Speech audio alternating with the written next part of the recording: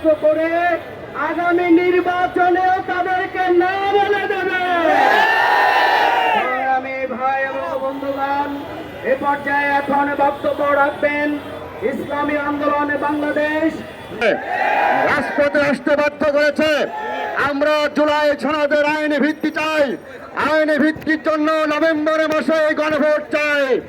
আমরা ফ্যাসিস্ট আওয়ামী লীগের এবং দোসরদের ফাঁসি চাই। তাদের সকল কার্যক্রম নিষিদ্ধ চাই। আমরা অবশ্যই জাতীয় সংস্কার চাই। জাতির প্রত্যাশা আসার জন্য যা কিছু প্রয়োজন, যেভাবে প্রয়োজন, যে নির্দেশনা প্রয়োজন, আমরা সরকারের কাছ থেকে চাই। যদি আমাদের কথা, জনগণের কথা বুঝতে ভুল করে, তাহলে আমরা আগেই বলেছি, সোজা আঙ্গুলে ঘি না উঠলে আঙ্গুল বাঁকা করা হবে।